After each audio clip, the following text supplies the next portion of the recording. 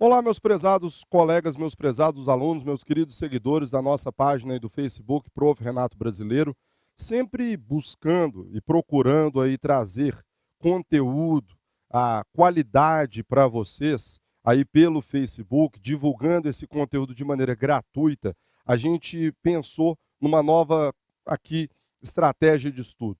Vamos trazer para vocês os informativos do STF, do STJ. Na verdade, pessoal, eu vou gravar vídeos para vocês trazendo o que há de mais importante. Então a gente sabe que geralmente são vários julgados, alguns não trazem muita coisa de novo, outros vão trazer novidades. E é exatamente esse o nosso objetivo. Nesse vídeo, vou gravar para vocês uma explicação falando sobre o informativo 557, um julgado apreciado pelo STJ. Aliás, fazendo inclusive atendendo a uma sugestão de um de vocês. Sempre falo isso, olha, mande sua dúvida, mande sua sugestão. Aqui no caso, uma sugestão do nosso querido colega Rafael Rodrigues. Pessoal, para explicar esse informativo, eu vou começar dando um exemplo, inclusive para facilitar a compreensão de vocês. O informativo trata da mutatio libelli e da necessidade de aditamento. Então, me permitam dar um exemplo para depois fazermos a leitura desse julgado aí do informativo 557 do STJ. O exemplo é mais ou menos o seguinte, aliás, inclusive um caso concreto aqui da Justiça Militar. O caso foi mais ou menos o seguinte, a denúncia imputou ao acusado, é lógico que aqui eu vou colocar o Código Penal comum e não o militar. Mas na denúncia, qual foi a imputação que foi feita ao acusado? Peculato apropriação. O militar, ele teria se apropriado de uma pistola 9mm. Ele estava tirando o serviço com essa arma e ele teria se apropriado, porque simplesmente ele acautelou a arma, mas não a devolveu. Então havia uma suspeita de que ele teria se apropriado. Esquecendo que seria crime militar, vamos imaginar então que esse crime foi imputado a ele, e que essa classificação no Código Penal comum seria do artigo 312 caput. Crime esse que, como nós bem sabemos, tem uma pena prevista em peculato apropriação, uma pena que varia de 2 a 12 anos. Maravilha.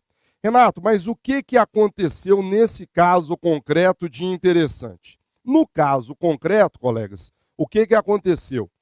Aconteceu o seguinte, durante a instrução probatória, para surpresa de todos os envolvidos, conseguiu provar-se o contrário, que não fora ele, o acusado, que teria se apropriado dessa arma. Na verdade, uma testemunha foi chamada para depor, era um outro militar, e essa testemunha começou a se enrolar um pouco. E, com o aprofundamento das investigações, demonstrou-se o quê? Que, na verdade, o militar, inicialmente acusado de peculato apropriação, crime esse, né, pessoal, que é um crime doloso, na verdade, não foi ele que se apropriou da arma. Durante a instrução restou provado que ele, na verdade, teria ido tomar banho, deixou a arma sobre a cama e esse outro soldado, apropriando-se lá do descuido dele, foi lá e pegou a arma. Então, quer dizer, esse acusado, na verdade, durante a instrução probatória, ficou provado que ele não teria praticado o peculato apropriação. Na verdade, quem praticou peculato, e seria um peculato furto, foi o outro militar que se aproveitou do descuido para subtrair aquela arma. Mas o nosso acusado, pessoal, na verdade, durante a instrução probatória, o que restou comprovado? Restou comprovado que de sua parte teria havido o quê? Uma negligência. Porque ele foi negligente ao deixar a arma desprotegida sobre a cama. E com essa negligência, ele teria, na verdade, praticado, não o que levou a arma, né? E sim o que deixou-a sobre a cama. Ele teria praticado um peculato culposo. peculato culposo que no nosso Código Penal comum está previsto no artigo 312, parágrafo 2º, com uma pena muito mais branda do que aquela combinada ao peculato apropriação.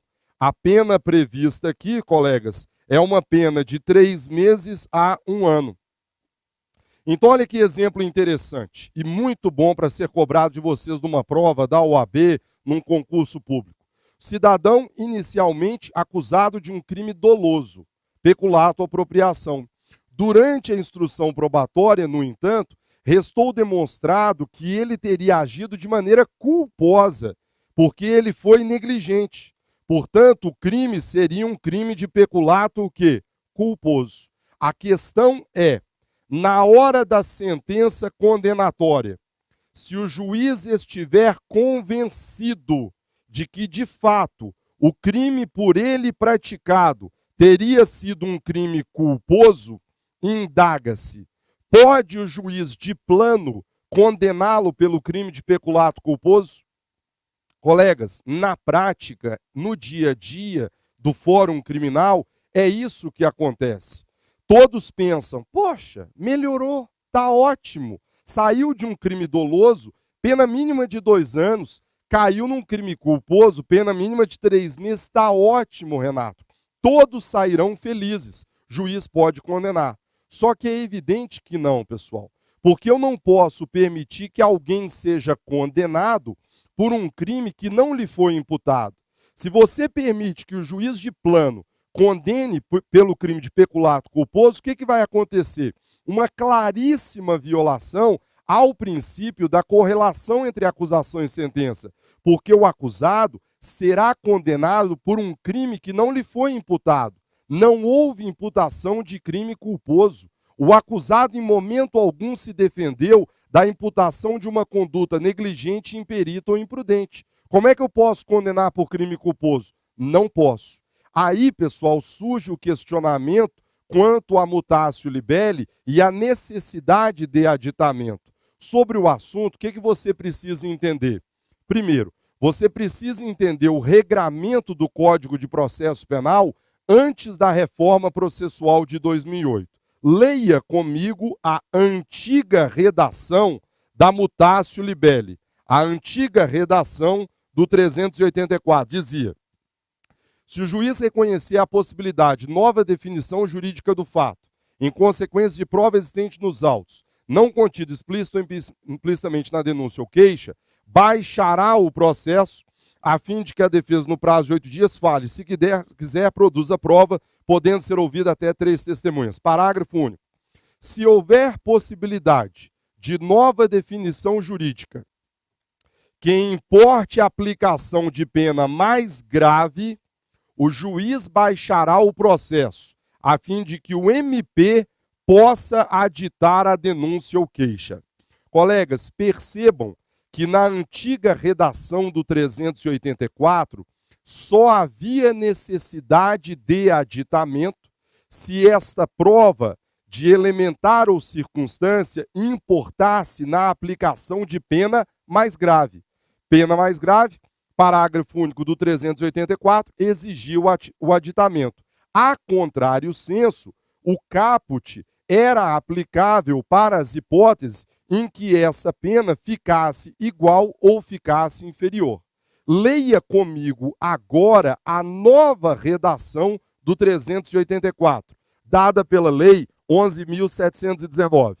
Encerrada a instrução probatória, se entender cabível nova definição do fato, em consequência de prova existente nos autos, de elementar ou circunstância não contida na acusação, o MP deverá aditar a denúncia ou queixa no prazo de 5 dias, se em virtude desta houver sido instaurado o processo crime de ação pública, reduzindo-se a termo o aditamento quando feito oralmente. Perceba, pela simples leitura do caput do 384 atual, que não há nenhuma diferença quanto à gravidade da infração. A lei diz que, surgindo prova de elementar ou circunstância não contida na acusação, o aditamento deverá ser feito, pouco importando se essa nova imputação tem pena mais grave, igual ou inferior àquela inicial. Aliás, sobre o assunto, a gente costuma exibir aqui nas aulas do nosso curso preparatório do Carreiras Jurídicas o seguinte quadro comparativo. Antes da Lei 11.719, o aditamento somente era necessário se da alteração resultasse pena superior.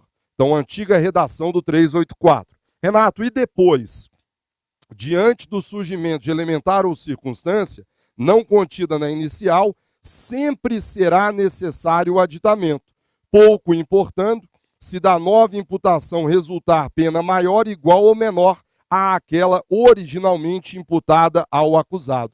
Então, essa é uma mudança extremamente importante trazida pela Lei 11.719, que, aliás, pessoal, vem bem a calhar, se encaixa perfeitamente no exemplo que foi trabalhado com vocês. Por quê?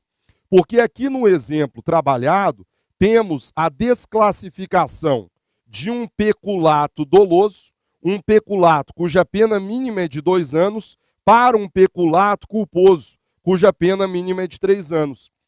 Nesse caso, pergunta-se, há ou não necessidade de aditamento? Sim, deve ser feito o aditamento.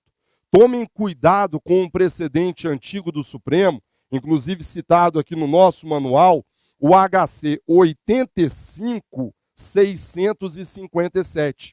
Nesse julgado, o Supremo Tribunal Federal, através de sua primeira turma, disse: quando há mudança de um crime doloso para crime culposo, não há necessidade de aditamento, porque seria uma mera emendatio libelli. Com o devido respeito, não é a melhor posição sobre o assunto, pessoal. É óbvio que é mutácio e não emendatio libelli, porque vai haver uma mudança da acusação.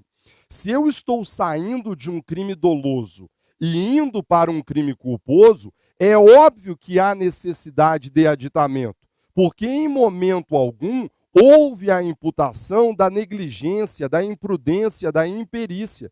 Esse elemento deveria ter constado da inicial acusatória. Se não constou, deve ser objeto de aditamento. Então, o ideal nesse exemplo dado para vocês é visualizar que se trata de caso de mutácio libelli. Portanto, antes dessa sentença condenatória aqui, o que deveria acontecer, pessoal? Deveria haver o aditamento. Então, o Ministério Público deveria aditar a peça acusatória exatamente para quê? Para imputar ao acusado a prática do peculato culposo, descrevendo em que teria consistido a negligência, exatamente para que o acusado possa se defender. Aí o nosso colega Rafael Rodrigues perguntou, mas Renato, e se o promotor não faz o aditamento? Tranquilo, o próprio artigo 384, parágrafo 1º, diz que se o aditamento não for feito de maneira espontânea pelo promotor, os autos serão encaminhados ao procurador-geral.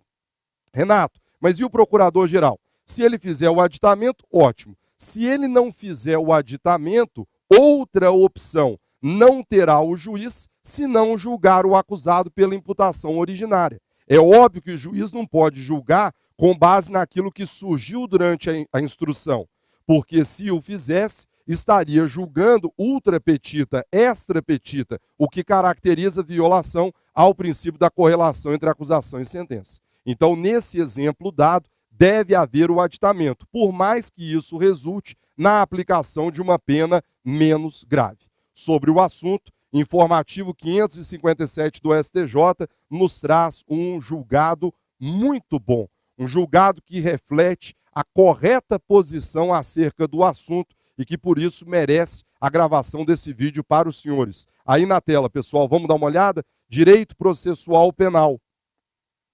Julgado assim, ó, daqueles didáticos, daquele assim de ser copiado e colado no seu material.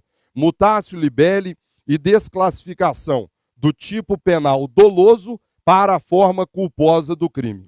Quando na denúncia não houver descrição, sequer implícita, de circunstância elementar da modalidade culposa do tipo penal, o magistrado, ao proferir a sentença, não pode desclassificar a conduta dolosa assim descrita na denúncia, para a forma culposa, sem a observância da mutatio libelli. Com efeito, o dolo direto é a vontade livre e consciente de realizar a conduta descrita no tipo penal. A culpa, por sua vez, decorre da violação ao dever objetivo de cuidado, causadora de perigo concreto ao bem jurídico tutelado. A par disso, segundo a doutrina, no momento de se determinar se a conduta se ajusta ao tipo culposo, é necessário indagar, sob a perspectiva ex ante, se no momento da ação ou omissão era possível para qualquer pessoa identificar o risco proibido e ajustar a conduta ao cuidado devido, aí parará, ponto. Agora o que me interessa, nesse passo, a prova a ser produzida pela defesa no decorrer da instrução para comprovar a ausência do elemento subjetivo do injusto, culposo ou doloso é diversa. Assim, não descrevendo a denúncia sequer implicitamente o tipo culposo, a desclassificação da conduta dolosa para culposa, ainda que represente aparente benefício à defesa, em razão de imposição de pena mais branda, deve observar a regra da mutatio libelli do 384. Isso porque, após o advento da Lei 11.719, qualquer alteração do conteúdo da acusação depende da participação ativa do MP, não mais se limitando a situações de imposição de pena mais grave, como previa a redação original do dispositivo. Portanto, o fato imputado ao réu na inicial acusatória, em especial a forma de cometimento do delito, da qual se infere o elemento subjetivo, deve guardar correspondência com aquele reconhecido na sentença, a teor do princípio da correlação entre acusação e sentença, corolário do contraditório, da ampla defesa e do sistema acusatório. STJ, sexta turma, RESP 1388, 440. Então, pessoal, um julgado muito interessante, demonstrando que, quando há a desclassificação de tipo doloso para culposo, por mais que resulte na aplicação de uma pena mais grave, faz-se necessário o aditamento por parte do Ministério Público. Era isso, então, que eu tinha para trazer para vocês. Mais uma vez, agradeço pelo seu tempo, pela sua atenção e fico aberto às críticas, às sugestões e aí à sua opinião. Agradeço a todos, fiquem todos com Deus, um forte abraço e até o nosso próximo vídeo, até a nossa próxima revisão.